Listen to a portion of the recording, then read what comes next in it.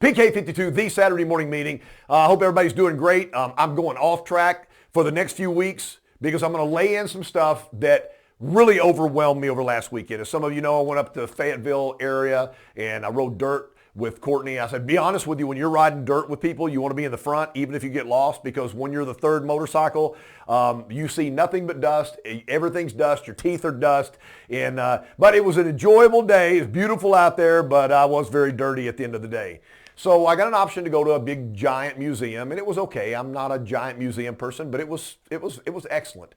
But on the way over there, there was an offer to go to Sam Walton's Walmart, the original Five and Dime, the original store. Actually, he'd bought a store and moved it there, but the original Walmart was right there in Bentonville, Arkansas. So I said, yeah, I mean, you know, this guy's a multi-billionaire, started with nothing. Let's go look at this. I had no idea what to expect. So it was an interesting deal. I'm featuring his truck right here, and I want to give you a little story about this, how it hit me. That is a beautiful picture of the truck. That is before, I don't know, that might have been right when he bought it, because the truck is on display inside the Five and Dime. All the chrome is pulled off of it. There's the quarter panels are rusted. There's dog boxes in the back where he did hunting. And I mean, it's an old 1979 Ford pickup truck, base pickup truck. He could have drove anything he wanted. He didn't. He would roll up to a Walmart, to an event in his truck. Now, all the executives, the people that were making all the money as Walmart grew into a multi-billion-dollar industry, do you think they were driving 1979 Ford pickup trucks? I mean, this was his daily driver. He didn't have it. This is what he drove.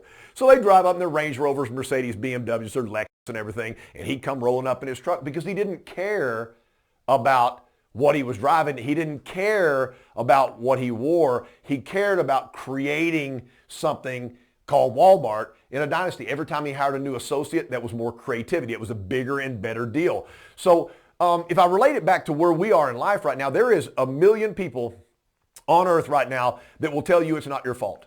You know, there is always somebody to blame. Please watch any news. It doesn't matter what your flavor of news is. Watch any news and they'll tell you why you can't accomplish something because somebody's standing in your way. I never believed that because it's not true. The only person in your way is the person standing in the mirror. If you're selling cars, you don't have to sell cars. You can become a manager. If you're in school, you don't have to stay in school. You can come out and make more money without finishing school. You can do anything you set your mind to. The opportunities out there, and this man proves it. There was some things inside. I really say go see this place because it's just a general concept of what went on in his mind. Some of the rules of Walmart, if you return something, they take it back. No questions asked. So they got a wall of some of the goofiest stuff. There was a big giant thermometer, a big circle thermometer, and the person brought it back and said it didn't keep good time. You know, can you imagine taking that back in? You want to look at it and say, it's a thermometer. But they didn't. They just gave them money back. There was another deal. Guy brings a fishing rod back because it didn't catch any fish. But they gave them their money back. It's an interesting concept of all the things. There's 1 million different things. I'm going to share some of those over the next few weeks because I think they relate to life. Can you imagine he was rolling in when this truck got all busted and there was a brand new security guard there at the Walmart corporate office and he comes rolling in and says, excuse me, sir, you can't drive in here. Can you imagine? That was Sam Walton. They called him Mr. Sam. And you know, Mr. Sam gave everybody an opportunity. So he was born in Oklahoma and he died at the age of 74. He got the Medal of Freedom, you know, from Herbert Walker Bush.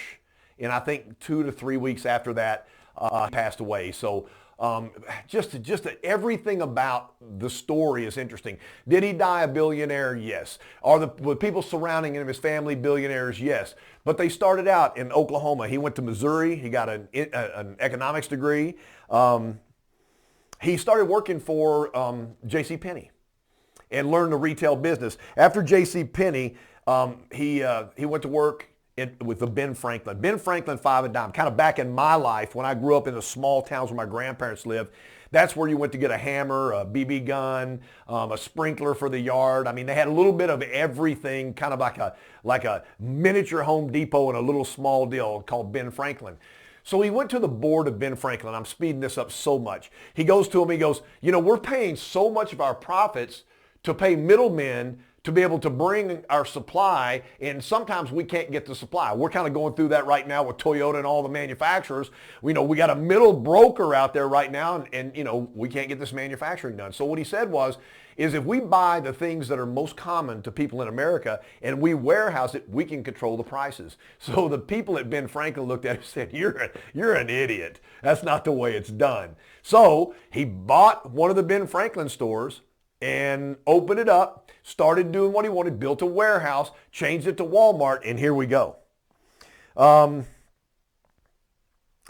so many cool things to talk about. So let me do this. He has a 10-rule statement. It's 10 rules that he went by. And I'm going to embellish on these to kind of make it more general, because there are 10 rules for people that worked in the Association of Walmart. Number one was passion.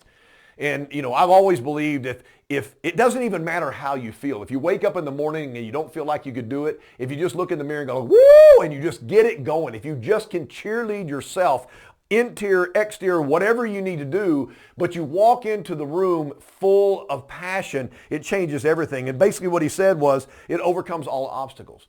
If you throw enough passion at something, the obstacles will go away.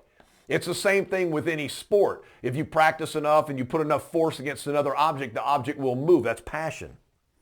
And he said the passion becomes like a fever. If there's passion all around, everybody catches it. And that was rule number one, is go into every single day. Now this is Walmart. This is Walmart. The associates didn't get paid a great amount of money, but there was profit sharing. He made sure that everybody had an opportunity to build into the future, and as the company grew, they grew.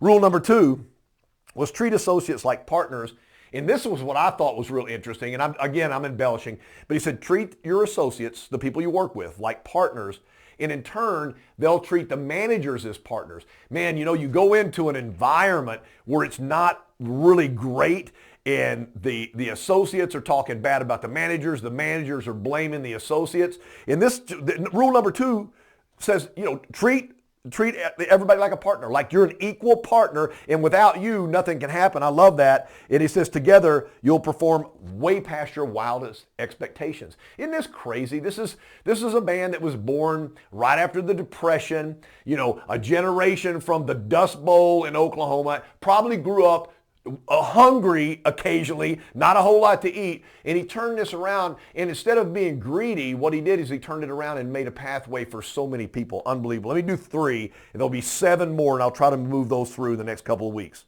Don't be predictable. Think about yourself and think about every single day. Are you predictable? Can I set my watch on you? Are you going to react to something? Do I know how you're going to react to something? And that in a nutshell is, man, I had to think about that myself.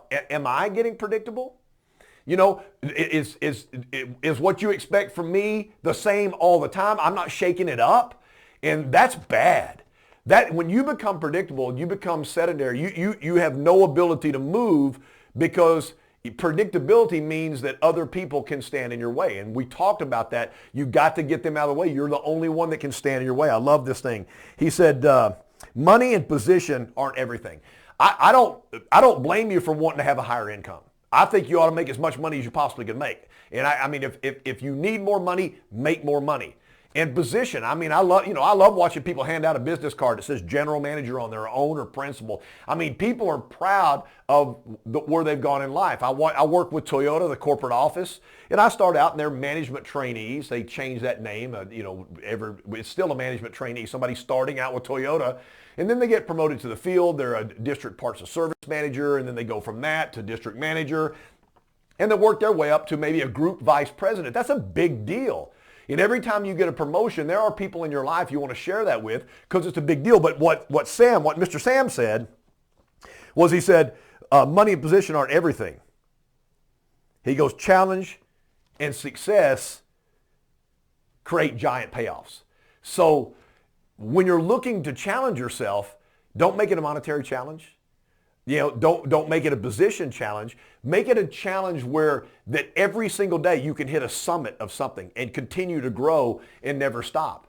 So those are the 3 I wanted to pick today, but I as an opportunity to kind of step back. Every once in a while, you run into something that makes you stop and pause. I spent hours in this little bitty five and dime reading every single thing about this man.